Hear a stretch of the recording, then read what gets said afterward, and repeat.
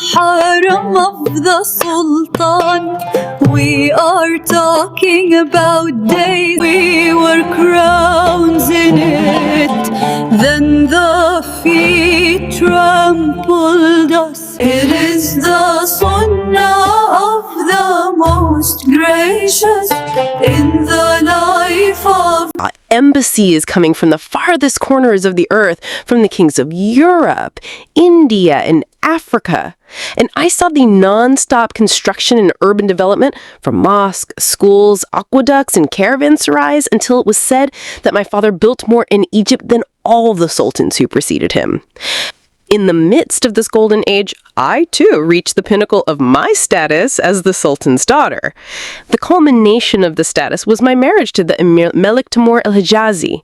Malik Timur was not just an emir, he was one of the Kasakiya, the close and select circle of Mamluks whom my father trusted implicitly.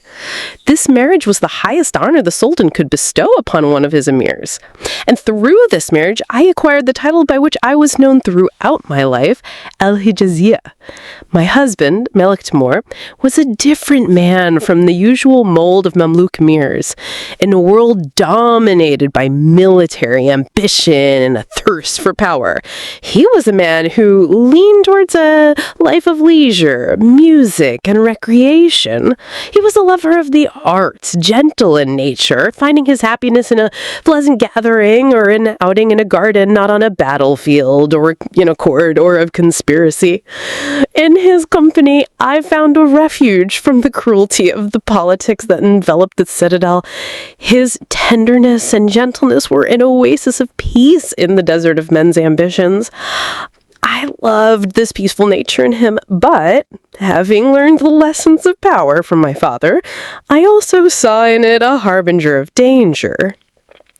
This luxurious and secure lifestyle that my husband lived was only possible due to the absolute protection provided by his being the Sultan's son-in-law.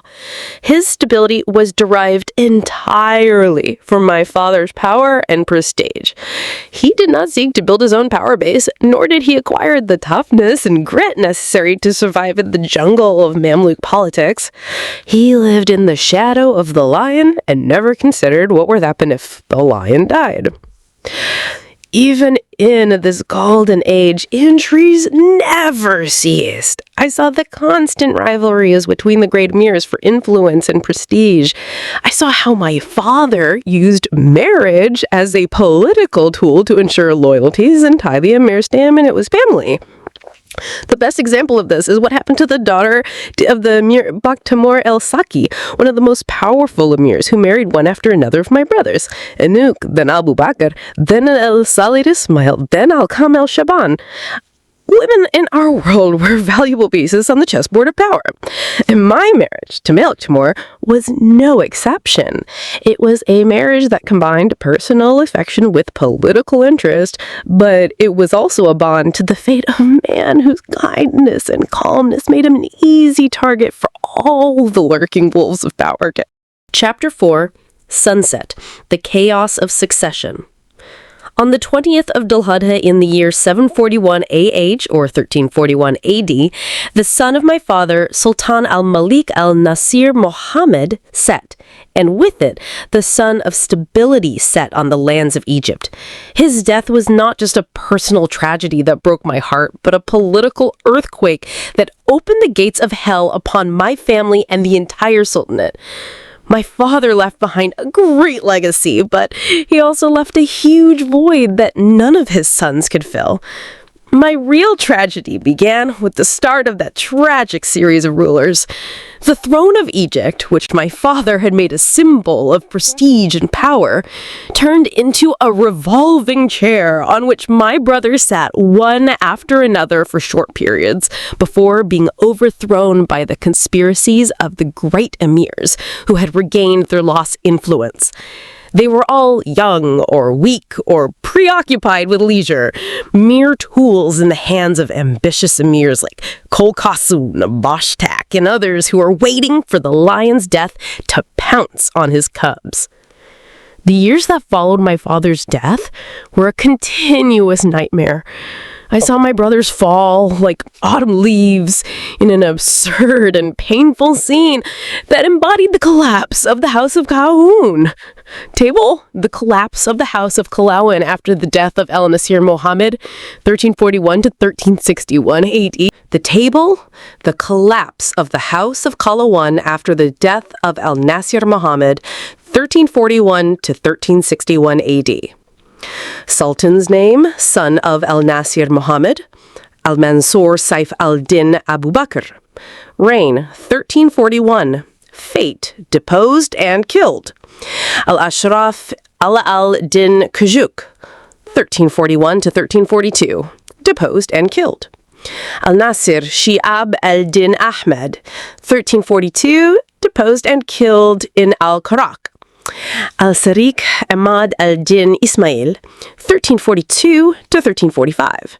Died of illness. Al-Kamil Saif al-Din Sha'ban, 1345 to 1346. Deposed and killed. Al-Musafir Saif al-Din Haji, 1346 to 1347. Deposed and killed. Al-Nasir Badr al-Din Hassan, first reign 1347 to 1351. Deposed. Al-Sariq al-Salim al-Salih, 1351 to 1354. Deposed. Al-Nasir Badr al-Din Hassan, second reign 1354 to 1361. Killed. This table is not just a list of names and dates. It is a bloody record of my ordeal and my family's ordeal. Every name in it represents a chapter of pain and loss. And in the midst of this political chaos, the personal catastrophe that changed the course of my life forever without me. During the reign of my nephew, Sultan Al-Musafir Haji, who was himself a young and frivolous man, the influential emirs decided to settle old scores and get rid of the remnants of my father's old guard. My husband, Malak Tamur al-Hijazi, was an ideal target. He was wealthy, close to the late Sultan, and the object of many people's envy. But he lacked the military strength and the political cunning to protect himself. On a fateful night, in the year 747 AH, Mamluks raided the palace and arrested him along with another group of emirs like Kazankur and Karabuga. In that moment, I understood the meaning of true powerlessness. I, Tatar, daughter of Al-Nasir Muhammad, who grew up with everyone bowing in reverence to my father's name, stood completely helpless to protect my husband. My name was no longer a shield to protect him, and my status was no longer a fortress to shelter him. The balance of power had changed, and my husband and I were victims of this change. That was my great ordeal. The moment my gilded world shattered and I realized that all the prestige and authority I had inherited were but a mirage. The power my husband had enjoyed was borrowed from my father's prestige, and when my father departed, the debt had to be paid. My husband's fall was the inevitable result of the Mamluk system returning to its brutal nature, a system that only my father had been able to tame, and only for a temporary period. We are the harem of the Sultan. We are talking about days we were crowns in it. Then the feet trampled us. It is the sunnah of the most gracious in the life of